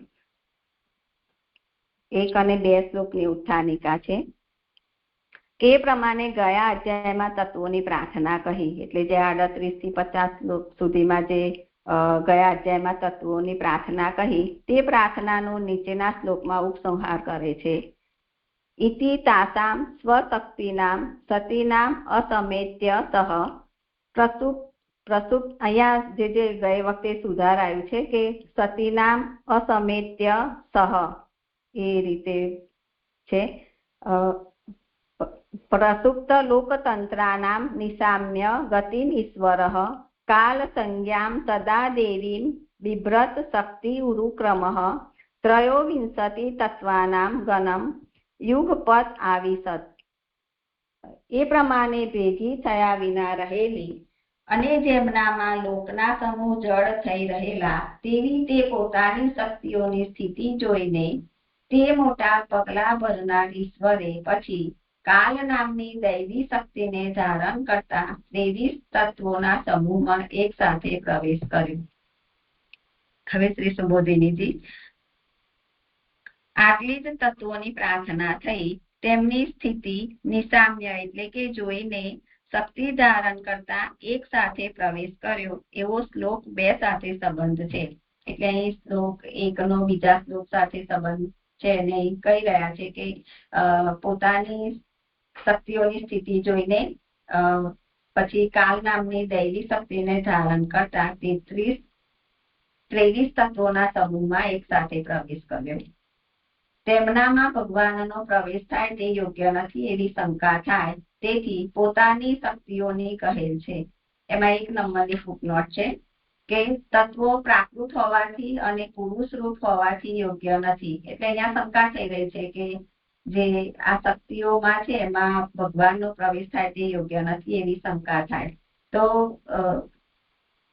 એના માટે કહી રહ્યા છે કે પોતાની શક્તિઓની કહેલ છે, એટલે કે ભગવાને પોતાની શક્તિઓની અંદર જ પ્રવેશ કર્યો છે માટે તે યોગ્ય છે. તાસામ એટલે કે તેમની શબ્દથી એમ જણાવ્યું છે કે તેઓ સ્ત્રીઓ હોવાથી તેઓ વિજ્ઞપ્તિ કરે તેમાં દોષ નથી. ઇતિ તાસામ સ્વશક્તિનામ એ પદને સમજાવતા કહી રહ્યા છે કે તેઓ સ્ત્રીઓ હોવાથી એટલે કે ભોગ્ય છે અને સ્ત્રીલિંગ છે, તો એ સ્ત્રીઓ હોવાથી ભગવાનને પ્રાર્થના કરે વિજ્ઞપ્તિ કરે તેમાં પણ દોષ નથી. તેઓ પોતાની જ શક્તિરૂપ હોવાથી તેઓ કાર્ય ન કરે ત્યારે પોતાની શક્તિ ન હોવાનું જ થાય એટલે કે ગણાય. એટલે આ શક્તિઓ છે એ ભગવાનની પોતાની જ શક્તિરૂપ હોવાથી જ્યારે તેઓ કાર્ય ન કરી શકે ત્યારે ભગવાનની પોતાની શક્તિ ન હોવાનું જ ગણાય. વળી તેઓ સ્ત્રી રૂપ છે. એમાં 2 નંબરની ફૂટનોટ છે કે પહેલા પોતે કાર્ય ઉત્પન્ન થયા ત્યારે પુરુષ રૂપ હોવા છતાં આગળનું કાર્ય કરવાની શક્તિ ન હોવાથી શ્રુદ્યુમ્નની પેઠે સ્ત્રી રૂપ થયા એવું પુરુષોત્તમજી કહી રહ્યા છે. અને આગળ નાનુભાઈ કહી રહ્યા છે કે નોટ 1 માંથી અને પુરુષ રૂપ હોવાથી એ શબ્દો કાઢી નાખતા તો આવો ખુલાસો કરવાની જરૂર રહેતી નથી કે તેઓ સ્ત્રી રૂપ છે. શ્રુદ્યુમ્નના વૃત્તાંત માટે જુઓ સ્કંદ 9 અધ્યાય 1. એટલે ત્યાં એનો વિષય એ રીતે આવી રહ્યો છે કે ત્યાં વૈવસ્વત મનુને પ્રજા ન હતી, તેથી વશિષ્ઠ ઋષિએ એમને પ્રજા થાય એવા ઉદ્દેશથી મિત્રાવરુણનો યજ્ઞ કરાવ્યો. પણ જે વૈવસ્વત મનુના ધર્મપત્ની શ્રદ્ધા હતા એમને પોતાના હોતા પાસે જઈને યાચના કરી કે મને કન્યા જ થાય. એટલે હોતાનો સંકલ્પ કન્યાનો હોવાથી એમને કન્યા થઈ. પછી વશિષ્ઠજીએ પોતાના તપના બળથી શ્રેષ્ઠ પુત્ર આપવાનું જે કહ્યું હતું એ એમને ભગવાન વશિષ્ઠએ આદિપુરુષની સ્તુતિ કરી અને તેનાથી તેની કન્યા ઈલા હતી એ સ્ત્રીમાંથી શ્રુદ્યુમ્ન નામનો શ્રેષ્ઠ પુત્ર બની ગયો. પછી એક વખતે શ્રુદ્યુમ્ન મેરુ પર્વતની તળેટીમાં જ્યાં શિવ પાર્વતી વિહાર કરે છે તે વનમાં જઈ પહોંચ્યો તો એ વનમાં પ્રવેશ કરતાની સાથે તે પુરુષમાંથી સ્ત્રી બની ગયો. એ રીતે અહીંયા કહી રહ્યા છે કે તે તત્વો પણ આ રીતે અહીંયા પહેલી ફૂટનોટમાં કહ્યું ને કે તેઓ પ્રાકૃત હોવાથી અને પુરુષ રૂપ હોવાથી, તો એ શ્રુદ્યુમ્નની પેઠી એ પણ સ્ત્રી રૂપ છે એને કહી રહ્યા છે. પછી આગળ સુબોધિનીમાં 212 પેજ ઉપર ભાર્યાને સોંપેલું કાર્ય પોતે જ કરે અને કરાવે. એટલે જે પતિ હોય એ પત્નીને સોંપેલું કાર્ય હોય તો પોતે જ કરે અથવા તો કરાવે. શક્તિઓ હોવાથી જ તેઓ જુદી જુદી રહે તેમાં દોષ નથી, કારણ કે તેઓ વચનથી ભેગી ન થાય પણ પોતાનાની સાથે જ ભેગી થાય. એમાં 3 નંબરની ફૂટનોટ છે કે શક્તિઓ હોવાથી જ તેઓ જુદી જુદી રહે. તો એમાં કહી રહ્યા છે કે જુદી જુદી એટલે કે સોંપો પેઠે એકબીજાની વિરુદ્ધ પ્રકારે રહે. તો એ એવી શક્તિઓ રૂપ હોવાથી એ જુદી જુદી રહે તેમાં પણ દોષ નથી, કારણ કે તેઓ વચનથી ભેગી ન થાય એટલે કે એ કહેવાથી ભેગી ન થાય પણ પોતાનાની સાથે એટલે કે પોતાના સ્વામીની સાથે ભેગી થાય. પુરુષે આલિંગન કરેલી જ તેઓ ભેગી થાય, સ્વભાવથી ભેગી ન થાય. એટલે કે જયારે પોતાના પતિએ આલિંગન કરેલી હોય ત્યારે જ ભેગી થાય સ્વભાવથી, એટલે કે પ્રકૃતિ રૂપ એમનો સ્વભાવ જ એવો વિરુદ્ધ પ્રકારનો હોવાથી ભેગી ન થાય. ભેગી થવામાં સમાન લાભ હોવાથી તેમને શોક ન થાય. ભેગી થવામાં મને એવું સમજાઈ રહ્યું છે કે સ્ત્રી અને પુરુષ એ ભેગા થવામાં સમાન લાભ હોવાથી એ શક્તિઓને શોક ન થાય. તેથી જ સ્વભાવથી અસમેત્ય એટલે જે સતીના અસમેત્ય એને કહી રહ્યા છે કે તેથી સ્વભાવથી જ અસમેત્ય એટલે કે ભેગી થયા વિના સતી નામ એટલે કે રહેલી હતી. વળી પોતે ભગવાન પ્રવેશ ન કરે ત્યાં સુધી તેમનામાં રજ રહેલ હોવા છતાં તે પ્રગટ ન થાય. એટલે જ્યાં સુધીના શક્તિઓમાં ભગવાન પોતે પ્રવેશ ન કરે ત્યાં સુધી એમનામાં રજપણું રહેલ હોવા છતાં તે કાર્ય પ્રગટ ન થાય. તે અર્થ જેમનામાં લોકના સમૂહ જળ થઈ રહેલા તેવી એ વિશેષણથી કહેલો છે. અહીં પ્રસુપ્ત લોકતંત્રના એનાથી સમજાવી રહ્યા છે કે જ્યાં સુધી ભગવાન પ્રવેશ ન કરે ત્યાં સુધી એ પ્રગટ ન થાય. એ અર્થને જેમનામાં લોકના સમૂહ જળ થઈ રહેલા તેવી એ વિશેષણથી કહી રહ્યા છે. સારી રીતે જળ થઈ રહેલ હતા લોકોની એટલે કે તંત્રાની એટલે કે રચનાઓ જેમનામાં અથવા તંત્ર એટલે કે સમૂહ જેમનામાં તેવી તે હતી. અથવાથી આ જ વાતને સમજાવી રહ્યા છે કે જે લોકો જળ થઈ રહેલા જે જીવોનું કર્મ જાગ્રત થયું ન હોય તેમને તે શક્તિઓ અધીન છે. એટલે મને આમાં એવું સમજાઈ રહ્યું છે કે ભગવાને જે તત્વો એ શક્તિઓની સ્થિતિ જોઈ કે આ બધી શક્તિઓ છે પરસ્પર છૂટી છૂટી છે, તેના કારણે જે આ લોક સમૂહ છે તે સુસુપ્ત જેવો એટલે કે જળવત નિષ્ક્રિય છે. અને લોકમાં રહેલા જે જીવો છે એમના હજુ કર્મ જાગ્યા નથી. અહીંયા જે કહ્યું કે જે જીવોનું કર્મ જાગ્રત થયું ન હોય તેમને તે શક્તિઓ અધીન છે. તો એ લોકમાં રહેલા જે જીવો છે તેમના હજુ કર્મ જાગ્યા નથી. લોક છે તે જીવોના અધીન છે અને જીવોના અદ્રષ્ટથી પ્રેરિત થઈને જ આ લોક કાર્ય કરે છે.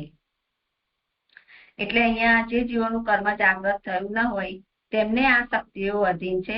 પ્રાણીઓનું અદ્રષ્ટ પ્રેરણા કરે ત્યારે જ તેઓ કાર્ય કરે છે. એટલે કે જેઓના હજુ પ્રારબ્ધ જાગ્યા નથી તો એ જયારે પ્રેરણા જીવોના કર્મ જાગ્રત થાય પ્રારબ્ધ ત્યારે તે કાર્ય કરી શકે છે. સમૂહ ઘરરૂપ હોવાથી વ્યક્તિઓ જ મુખ્ય છે એવો મત છે. એટલે અહીં દ્રષ્ટાંતથી સમજાવી રહ્યા છે કે સમૂહ ઘર રૂપ હોવાથી એટલે કે સમષ્ટિ હોવાથી વ્યક્તિઓ એટલે કે વ્યક્તિ રૂપમાં હોવાને કારણે એ હજુ જાગ્યા નથી. તો એના માટે આ એક્ઝામ્પલથી સમજાવી રહ્યા છે કે ઘર છે પણ એની અંદર જો જે આપે ગઈ વખતે સમજાવ્યું હતું એને જ હું કહી રહી છું કે ઘર હોય પરંતુ એની અંદર જો મનુષ્ય ન હોય અને આપણને ચાવી આપી દે તો એનાથી શું થાય? તો આપણને સુગમતા ન રહે. પણ જો ચાલુ ઘર હોય અને આપણે એમાં એનો સ્વામી હોય અને આપણે એમાં જઈએ તો એ સુગમતા રહે. એ રીતે અહીં મુખ્યતા છે એ વ્યષ્ટિની છે. બંને મતો ભગવાન પુરુષના 2 રૂપો ધારણ કરે છે એમ જણાવવા અહીં કહેલ છે. એમાં બંને મતો એટલે એમાં મને એવું સમજાઈ રહ્યું છે કે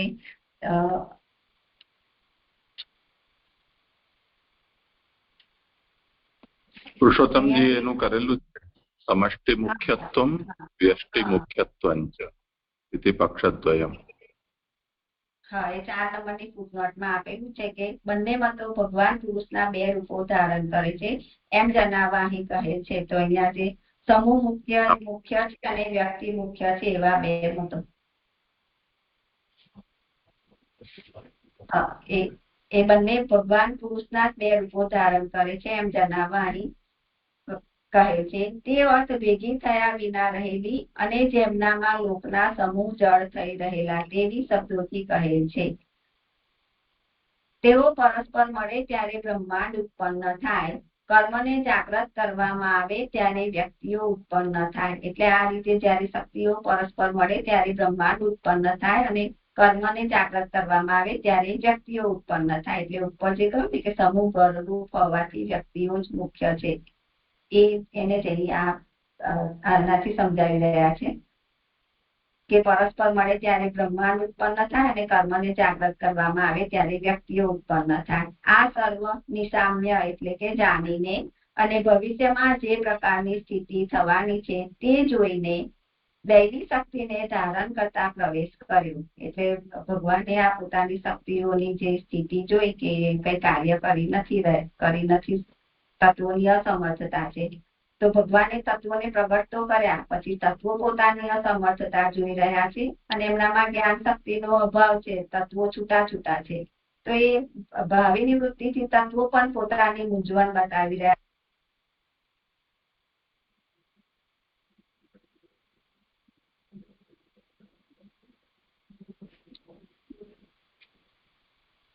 દૂધવાળો આવી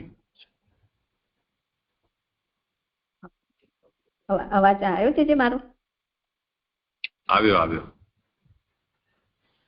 હા, સર્વ પ્રકારના કાર્ય કરવાની શક્તિ છે એમ જણાવવા ઈશ્વર એમ કહેલું છે. એટલે અહીંયા જે ગતિની ઈશ્વર કહ્યું ને, તો ભગવાન આ રીતે દેવી શક્તિને ધારણ કરતા પ્રવેશ કર્યો, તો ભગવાન આવું સર્વ કરવાની શક્તિ વાળા છે એમ જણાવવા માટે ઈશ્વર એમ કહેલું છે. તેથી અહીંયા એક શ્લોક પૂરો થયો. આગળ કે પ્રશ્ન કરી લેવા છે પછી? ના, કોઈને પ્રશ્ન છે જ નહીં. હા જી, હું આગળ કરું છું. શ્લોક 2. એક મિનિટ ના શીલાબેન, એટલે આ જ બધી શક્તિઓ છે એટલે તત્વોની જ વાત છે ને. આપણે આગલા અધ્યાયની વાત કરી કે તત્વો શક્તિઓ બેઠા રહ્યા ને એવું બધું કઈ આવ્યું ને, એટલે શક્તિ એટલે એ ભગવાનની પોતાની એ ભગવાનની પોતાની શક્તિ રૂપ જ છે ને તત્વો એ. કારણ કે અહીં શ્લોકાર્થમાં પણ કહ્યું ને કે અહીંયા શંકા ઉઠાવીને સમાધાન પણ કર્યું ને કે તેમનામાં ભગવાનનો પ્રવેશ થાય તે યોગ્ય નથી એવી શંકા થાય, તેથી પોતાની શક્તિઓ એટલે તત્વો માટે જ અહીં કહી રહ્યા છે કે ભગવાનની પોતાની શક્તિઓ રૂપ જ છે.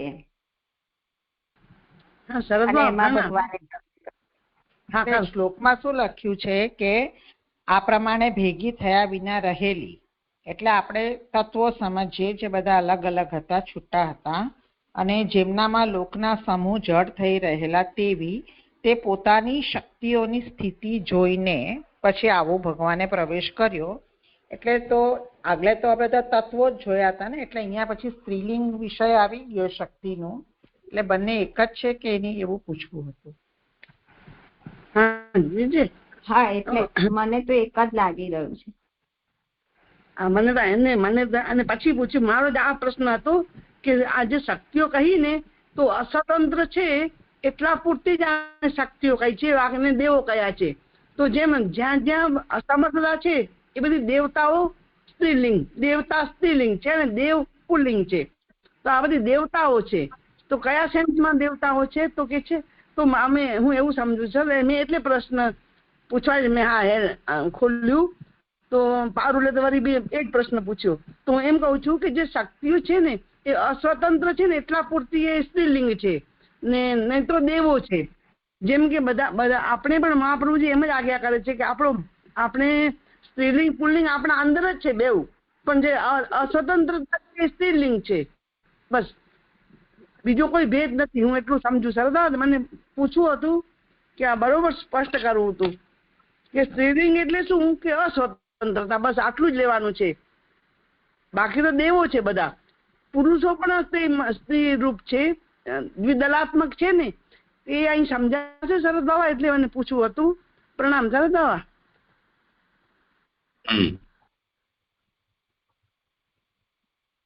તો અહીંયા જ ખુલાસો સુબોધનીજીમાં કરેલો જ છે ને આ વિષયમાં જ.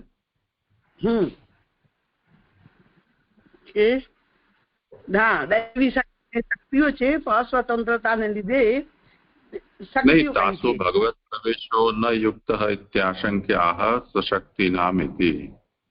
એમાં તાસામ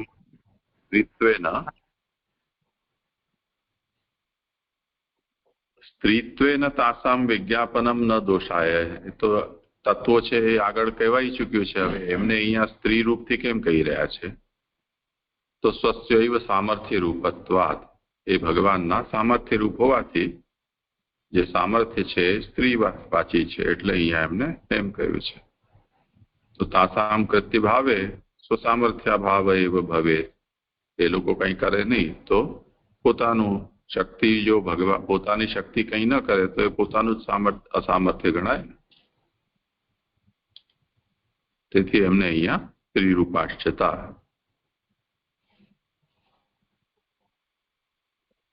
તો જે ભાર્યાસક્ત હોય એ પોતે કરે અથવા કરાવે.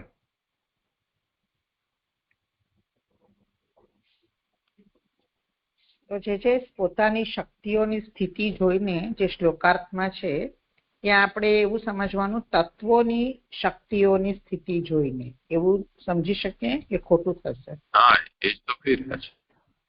તત્વો હતું ને આગળ, એટલે થોડુંક વિચાર એવો થઈ ગયો. હા જી, એટલે એનો જ ખુલાસો કર્યો ને અહીંયા એમને શા માટે સ્ત્રીલિંગ થી કહી રહ્યા છે?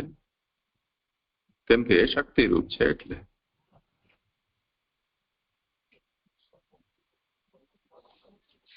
આગળ કરો ભલે. વચનથી ભેગી ન થાય એટલે કે આજ્ઞા કરે તો ભેગી ના થાય, એવી રીતે આગળ કહ્યું ને કે એમનામાં જુદી જુદી રહે તો દોષ નથી, પણ કારણ કે તેઓ વચનથી ભેગી ના થાય.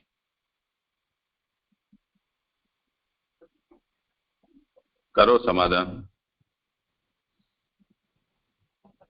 હા જે એટલે મને એમાં એવું સમજાઈ રહ્યું છે કે વચનથી ભેગી ના થાય એટલે કે કહેવાથી ભેગી ના થાય, એમ પોતાની મેળે ભેગી ના થાય. કારણ કે એવું કહ્યું ને કે સ્વભાવથી ભેગી ના થાય. અને 3 નંબરની ફૂટનોટમાં એનું એ પણ કર્યું કે શોકો પેઠે એકબીજાની વિરુદ્ધ પ્રકારે હોવાથી એ વચનથી ભેગી ન થાય એટલે કે કહેવાથી ભેગી ન થાય, પણ પોતાનાની સાથે જ ભેગી થાય, એટલે કે પોતાના સ્વામીની સાથે ભેગી થાય. અને એના માટે જ આગળ પણ કહી રહ્યા છે કે પુરુષે આલિંગન કરેલી જ તેઓ ભેગી થાય, સ્વભાવથી ભેગી ન થાય. મને એવું સમજાઈ રહ્યું છે આમાં. પ્રવેશ કર્યો ત્યારે બધા ભેગા થયા. અને જે આપણે એવું કહ્યું ને કે પોતે ભગવાન પ્રવેશ ન કરે ત્યાં સુધી તેમનામાં રજ રહેલ હોવા છતાં, તો રજ એટલે રજો શું? રજ થી શું? આ તો સ્ત્રી અને પુરુષનો દૈહિક જે સંબંધ છે એને લઈને કહી રહ્યા છે.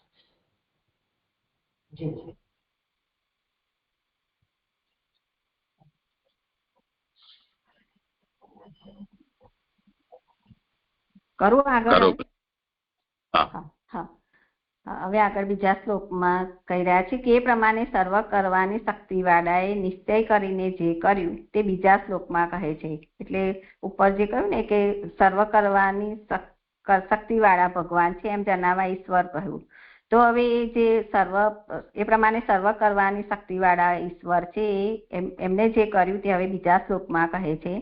હવે કાલ સંજ્ઞામ સદા દેવી, એના માટે કહી રહ્યા છે કે કાલ એવું નામ છે જેનું તે શક્તિને ધારણ કરી.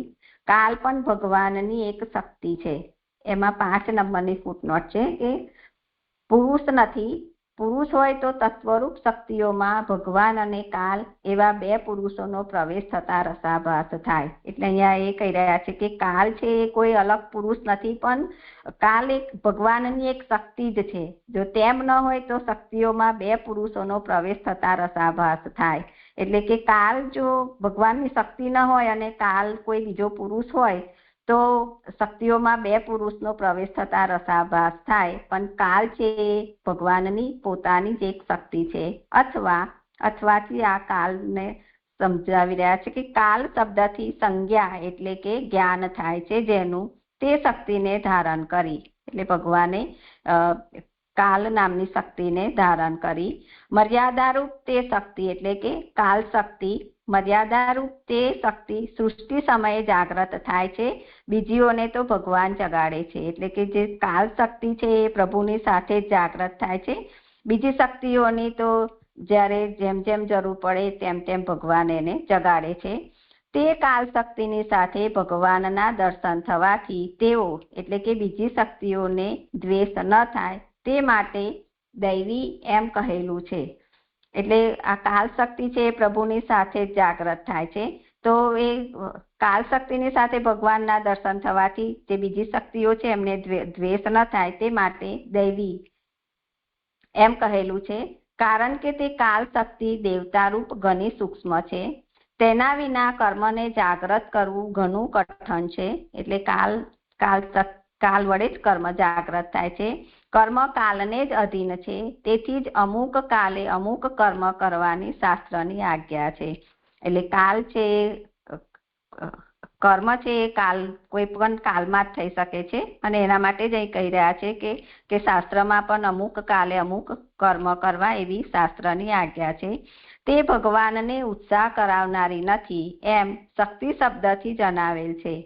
એમાં 6 નંબરની ફૂટનોટ છે કે પ્રયોજકત્વમ નિરાકરોતી એવો વૃંદાવન પ્રેસવાળી પ્રતનો પાઠ લીધો છે.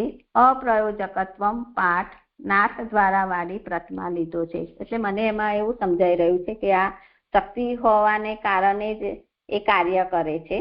જો શક્તિ છે તો એ પોતાનું કાર્ય કરે છે, નહીં તો તે શક્તિ જ ન કહેવાય. આ રીતે શક્તિ પોતાનું કાર્ય કરે છે એટલે કે એ કાર્યને જોડે છે. મને એવું અહીંયા ફૂટનોટ થી એવું સમજાઈ રહ્યું છે. પછી આગળ કહી રહ્યા છે કે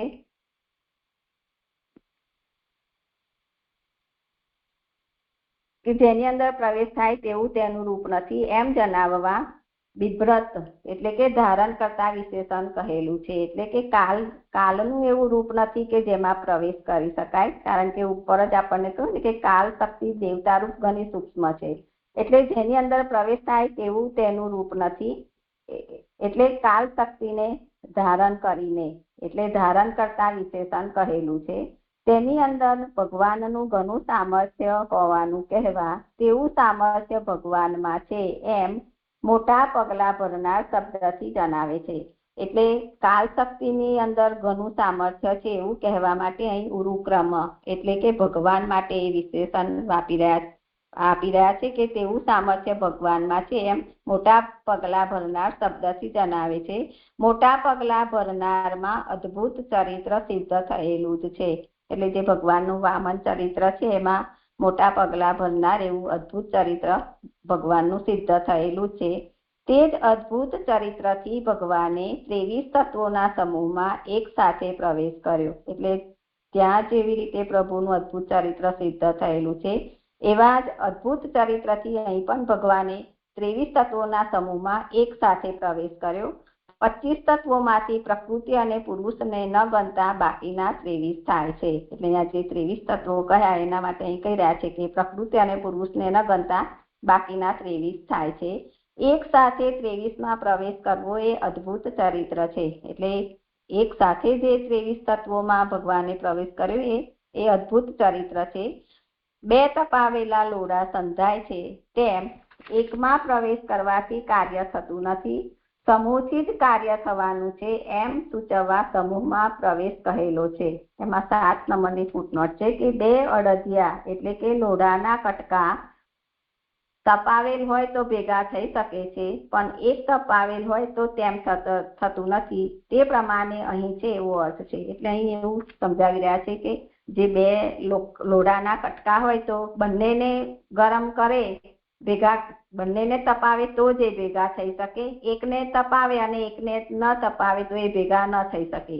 તેવી જ રીતે અહીં પણ સમૂહમાં જ કાર્ય થઈ શકે તેવું છે, માટે અહીં કહી રહ્યા છે કે એકમાં પ્રવેશ કરવાથી કાર્ય થતું નથી. એટલે ભગવાને એક તત્વમાં પ્રવેશ કર્યો ને બીજામાં નથી કર્યો એવું નથી, પણ અહીં સમૂહમાં જ ભગવાને પ્રવેશ કર્યો છે, કારણ કે સમૂહથી જ કાર્ય થવાનું છે એમ સૂચવવા સમૂહમાં પ્રવેશ કહેલો છે. અહીં જલ વગેરેના પ્રવેશ જેવો પ્રવેશ નથી, પણ જેમ લોઢાના ગોળા વગેરેમાં અગ્નિનો આવેશ થાય છે તેવો પ્રવેશ છે, કે જેથી તત્વોના સમૂહે કરેલું કાર્ય ભગવાનનું કાર્ય થાય. એટલે મને અહીં એવું સમજાઈ રહ્યું છે કે જલ વગેરેના પ્રવેશ જેવો પ્રવેશ નથી. એટલે જલને આપણે કોઈ પાત્રમાં ભરીએ છીએ તો એ જલના ગુણો પાત્રમાં આવતા નથી, પણ જેમ લોઢાના ગોળા વગેરેમાં અગ્નિનો આવેશ થાય છે તો લોઢાના ગોળાને અગ્નિમાં નાખે તો એ ગોળો પણ અગ્નિવત થઈ જાય છે. અહીંયા એવો ભગવાનનો પ્રવેશ છે. એટલે એવા પ્રવેશને કારણે જે તત્વોના સમૂહે કરેલું કાર્ય છે એ ભગવાનનું જ કાર્ય છે. તેમ ન હોય તો આ સૃષ્ટિ ભગવાનનું ચરિત્ર ન ગણાય, તે અર્થ પ્રવેશ કર્યો શબ્દથી કહેલો છે. એટલે અહીં તત્વોના સમૂહમાં ભગવાને પ્રવેશ કર્યો એ તત્વોનું કોઈ અલગ કાર્ય નથી, પણ જે અહીં લોઢાના ગોળા વગેરેમાં અગ્નિનો આવેશ થાય એવી રીતે ભગવાનનો પ્રવેશ છે. એટલે અહીંયા આ સૃષ્ટિ પણ ભગવાનનું જ ચરિત્ર છે, એ અર્થને પ્રવેશ કર્યો શબ્દથી કહેલું છે. જે અહીંયા આ શ્લોક સંપન્ન થયો અને મારું નિરૂપણ પણ પૂરું થયું. દંડવત પ્રણામ. જે વિષય સમજાવ્યો ને નીચેથી 1, 2, 3, 4, 5, 6 નંબરની ફૂટનોટમાં નીચેથી છઠ્ઠી એટલી લીટી છે કે ભગવાનને ઉત્સાહ કરાવનારી શક્તિ નથી એમ શક્તિ શબ્દથી જણાવેલું છે. મહાપ્રભુને અભિપ્રેત પાઠ હોય તો અહીંયા એનું શું એને કેવી રીતે આને સમજી શકાય? આ તો અહીંયા સમજાવ્યું કે ભગવાનને ઉત્સાહ કરાવનારી આ શક્તિ નથી, એને શક્તિ શબ્દથી કહ્યું છે. અને કાળ નામની શક્તિને ધારણ કરી અને ભગવાને આ પોતાની તત્વરૂપ શક્તિઓમાં પ્રવેશ કર્યો છે. એટલું તો સમજાવી છે. પણ જો આનું અભિપ્રેત પાઠ હોય મહાપ્રભુજીને તો આનું શું અર્થ કરી શકાય એ સમજવું. હા, કરો સમાધાન. જે મને અહીંયા ગયા વખતનું મેં સાંભળ્યું તો એમાં એવું સમજાવ્યું કે અહીંયા જે પ્રયોજકત્વમ કહ્યું ને તો એને એ રીતે સમજાવ્યું આપે કે એ જોડે છે, પણ અહીંયા જે નાનું ભાઈ એ પ્રયોજકત્વમનો જે અનુવાદ ઉત્સાહ કરાવનાર એવો કર્યો છે. એટલે મને એ રીતે આટલું સમજાઈ રહ્યું છે. જે વિશેષ હોય તો આપ કરાવો. નહીં, એટલે આ શક્તિ છે. શક્તિ છે એટલે પ્રયોજક છે, શક્તિ છે એટલે પ્રયોજક નથી. બંને રીતે એનો અર્થ લઈ શકાય ને. જેમ આગળ આ વિષય આવ્યું ને કે આ ભગવાનની સામર્થ્ય રૂપા છે, તો સ્ત્રીત્વેન તાસામ વિજ્ઞાપનમ ન દોષાય સ્વસ્વૈ સામર્થ્ય રૂપત્વાદ. હમણાં તાદાત્મ્યનો વિષય ચાલી રહ્યો છે, તો આ શક્તિ શક્તિમતોર અભેદ, તો શક્તિ અને શક્તિમાન વચ્ચેનું તાદાત્મ્ય માનવામાં આવે છે. તો શક્તિ હોવાને કારણે ભિન્ન રહે છે એમાં પણ કોઈ સમસ્યા નથી, અને એની જ શક્તિ છે એટલે કથનચિત અભેદ પણ છે. તો જ્યાં તાદાત્મ્ય હોય ત્યાં બંને પ્રકારના વ્યવહાર જોવા મળે છે. શક્તિના અધીન શક્તિમાન પણ ચેષ્ટા કરે છે અને અન્યથા શક્તિમાનના અધીન પણ, એટલે અધીન તો હોય જ છે. તો પ્રયોજકતા છે પણ અને પ્રયોજકતા નથી પણ. તો એક પાઠ છે તસ્યાહ અપ્રયોજકત્વમ નિરાકરોતિ અને એક તસ્યાહ પ્રયોજકત્વમ નિરાકરોતિ. હવે બંને રીતે અર્થ જો વિચારવો હોય તો આ રીતે વિચારી શકાય.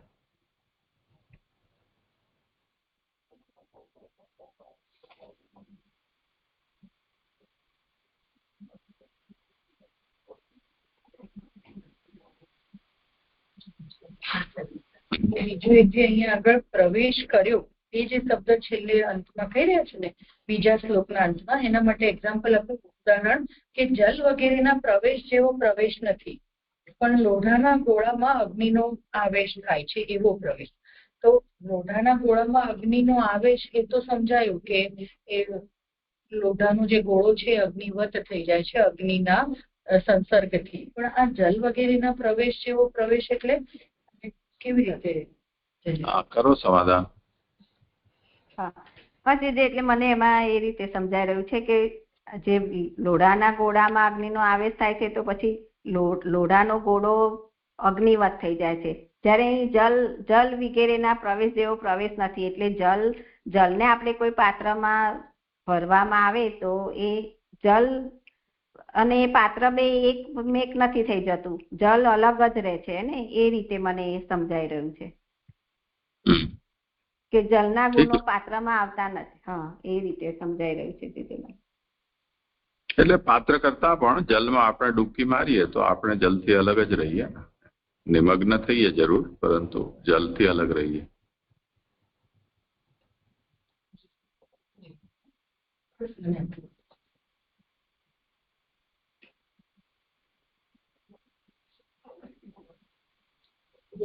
શીતળતાનો છે એટલે કોઈ પાત્રમાં કરીએ તો એ શીતલ જ રહે છે. સમજી શકાય? મને નથી સમજાતું આમાં કે તત્વમાં ભગવાન પ્રવેશ કરી રહ્યા છે તો તદાકારતા આવવી જોઈએ ને.